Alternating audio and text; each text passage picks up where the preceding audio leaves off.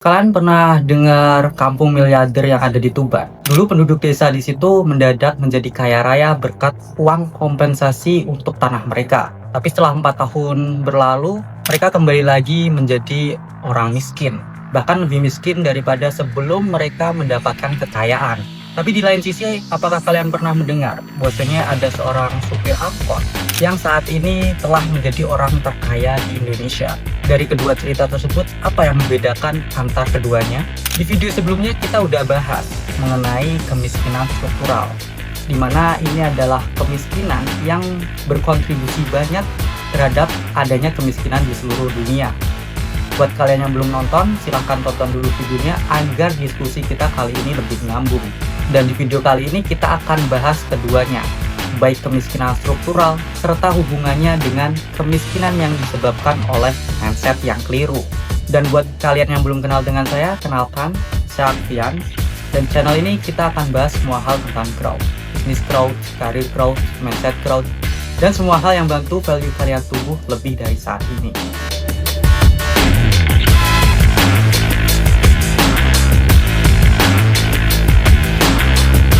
Oke, jadi kita akan bahas kemiskinan struktural serta hubungannya dengan kemiskinan yang diakibatkan oleh mindset yang keliru. Nah, untuk mencapai hubungan antara keduanya, kita akan bahas terlebih dahulu bagaimana kemiskinan struktural ini bisa muncul. Kalau teman-teman perhatikan, sebetulnya bagaimana sih peraturan itu bisa tercipta atau kebijakan itu bisa tercipta sehingga ada semacam legitimasi siapa yang memiliki wewenang untuk memerintah dan yang diperintah. Nah, untuk menjelaskan mengenai kemiskinan struktural, kita akan bahas agak jauh, di mana pada awal mulanya manusia itu dia hidup berkelompok, gitu. Manusia ini hanya hidup berkelompok. Tidak ada peraturan yang jelas. Mereka hanya bekerja sama untuk memenuhi kebutuhan hidup seperti berburu. Kemudian setelah itu manusia mulai, singkat cerita ya, mereka mulai untuk menanam, mulai menanam untuk memenuhi kehidupannya. Jadi menanam sehingga terjadi yang namanya produksi di sini. Ada yang namanya produksi. Nah, dalam kehidupan yang hidup dari produksi ini, populasi manusia semakin banyak, maka dibutuhkan yang namanya peraturan. Karena ada yang namanya konflik ya, ada kejahatan pencurian, pembunuhan, kemudian perselisihan antara tanah dan lain sebagainya. Maka dibutuhkan satu lagi adalah kebijakan, peraturan. Nah, untuk menentukan kebijakan atau peraturan itu tidak mungkin semua manusia ini berkontribusi semuanya untuk merumuskan peraturan tersebut. Akhirnya dipilih manusia mana yang dia boleh untuk mewakili untuk menyatakan pendapat, merumuskan kebijakan, dan seterusnya yang kita sebut sebagai elit. Ya, elit manusia di sini mereka lah yang pada seterusnya merumuskan kebijakan, membuat peraturan, menetapkan anggaran, dan lain seterusnya. Nah, dari elit ini akhirnya terciptalah sebuah tatanan masyarakat.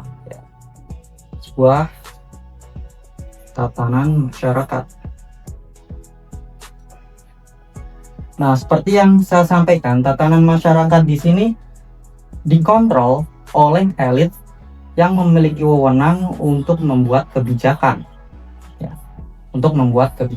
Nah, pada akhirnya semua pembangunan, semua kepentingan itu diatur melalui peraturan yang disusun oleh elit ini.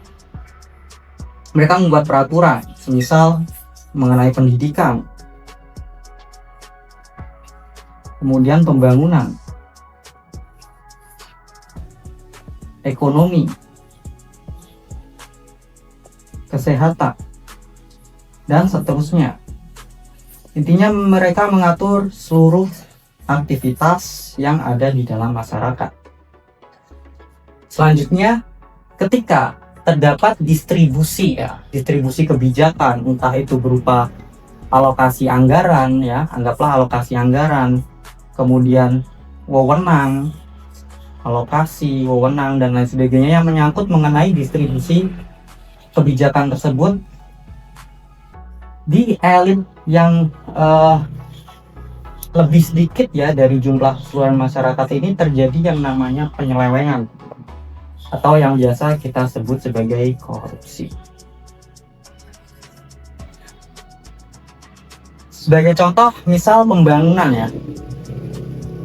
Kita anggap pembangunan di sini adalah pembangunan infrastruktur, misal infrastruktur fisik. Gampangannya misal adalah pembangunan jalan, ya, akses. Nah, ketika untuk membuat infrastruktur berupa akses jalan yang bagus itu dibutuhkan dana 1 miliar, misal sebagai contoh.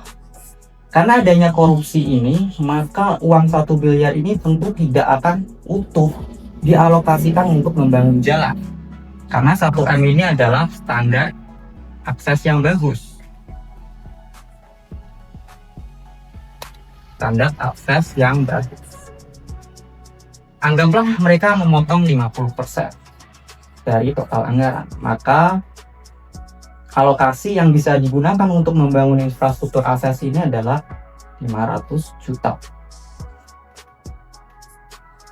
Ketika standar untuk membangun kualitas jalan yang bagus itu adalah 1M, ternyata dipotong 50%, sehingga cuma menyisakan 500 juta, maka standar ini tidak tercapai. Jika standar ini tidak tercapai, akhirnya kualitas jalan buruk.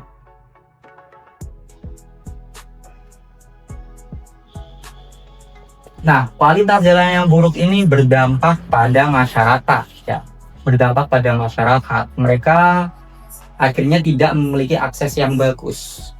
Ketika akses tidak bagus, misal masyarakat ini dia punya transportasi, entah itu berupa kendaraan, mobil ya, kereta dan lain sebagainya. Akses jalannya tidak bagus ini dia membuat transportasi yang seharusnya bertahan selama anggaplah 10 tahun, ini paling dia bertahan cuma 5 tahun. Sehingga untuk memperbarui alat yang dimiliki oleh masyarakat ini yang harusnya bisa bertahan lama menjadi bertahan lebih singkat, akhirnya menghambat pertumbuhan ekonomi. Nah, hambatan pertumbuhan ekonomi ini sebetulnya adalah hasil dari korupsi. Korupsi itu dia sama saja dengan pola pikir orang-orang miskin, dimana yang seharusnya diinvestasikan untuk keberlangsungan bersama ya, untuk pertumbuhan jangka panjang. Ketika ada pemangkasan ini, akhirnya pertumbuhan jangka panjang itu tidak tercapai, pertumbuhan ekonomi terhambat. Nah, anggaplah yang mengalami hambatan pertumbuhan ekonomi ini adalah orang-orang dengan ekonomi menengah. Maka konsekuensinya masyarakat kelas menengah ya, masyarakat kelas tengah ya, ini dia akan jatuh miskin karena perlambatan ekonomi disebabkan oleh korupsi. Oke, sekarang kita akan tarik hubungan antara kemiskinan struktural ya. Ini bisa dikatakan sebagai hasil dari struktur yang keliru sehingga menghasilkan kemiskinan atau yang biasa kita sebut sebagai kemiskinan struktural. Lalu kita akan bahas hubungannya dengan kemiskinan karena mindset. Oke, hubungannya sederhana teman-teman sebetulnya. Jadi yang pertama, kita sudah mengetahui latar belakang dari kemiskinan struktural. Nah, orang-orang yang memiliki keterbatasan diakibatkan oleh tata kelola yang keliru, mereka akan berdampak pada akses pendidikan yang mereka terima. Mereka memiliki keterbatasan terhadap ini, akses pendidikan. Kemudian, mereka tidak bisa menentukan nasib mereka sendiri, seperti halnya upah minimum yang rendah.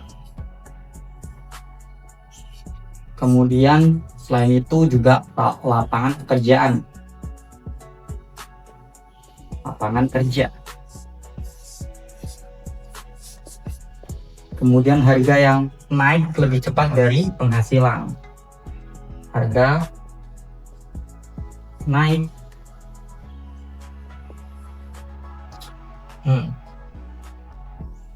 lebih besar dari penghasilan. Dan hal-hal lain yang tidak bisa mereka tentukan sendiri. Nah, dari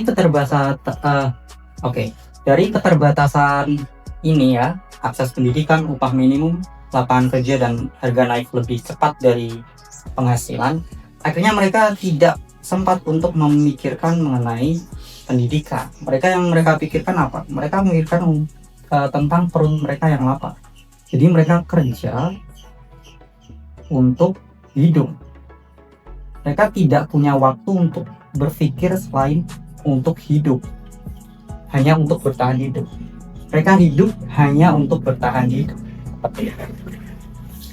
Akhirnya dari keterbatasan ini akan terus turun menurun ya teman-teman. Ini akan berpengaruh terhadap pola pikir mereka yang tidak pernah biasa. Seperti halnya otot, pikiran itu perlu untuk dilatih. Kalau otot kita latih setiap hari semakin kuat, pikiran pun juga sama. Setiap hari kita latih juga akan semakin kuat. Karena mereka hanya kerja untuk hidup tanpa berpikir ke depan. Karena hidup untuk bertahan hidup, maka pola pikir mereka akan jadi tumpul. Dan pola pikir yang tumpul itu tidak bisa menangkap peluang atau perubahan. Tidak bisa menangkap peluang. Nah, dan peluang itu terjadi biasanya berbarengan dengan yang namanya perubahan. Akhirnya ini diturunkan secara turun-menurun. Anggaplah keadaan udah berubah, pemerintah sudah semakin bagus, ekonomi sudah semakin stabil. Akhirnya dari turun-menurun ini muncul yang namanya kemiskinan akibat mindset. Segala akses pendidikan ini udah terjamin. Misal 9 tahun wajib, upah minimum sudah dinaikkan, ya, lapangan kerja diperlebar, harga naik sudah berhasil untuk ditekan, gitu. Tapi karena mereka adalah keturunan dari yang sebelumnya tidak pernah berpikir mengenai masa depan, akhirnya mindset mereka masih terbawa dari mindset ini, masih terbawa ke sini. Ketika perubahan terjadi, mereka tidak bisa membaca peluang. Mereka tidak bisa membaca peluang perubahan tersebut. Akhirnya mereka tidak bisa memanfaatkan. Ya, barangkali dari harga yang naik bisa ditekan sehingga penghasilan mereka cukup untuk kebutuhan. Mereka sebetulnya udah naik kelas ya teman-teman. Mereka sebagian udah naik kelas ke kelas menengah. Nah, meskipun mereka naik di kelas menengah, jadi based on income, tapi mereka tetap masih memiliki pola pikir lama, sehingga ini tidak berpengaruh banyak dari naiknya income mereka.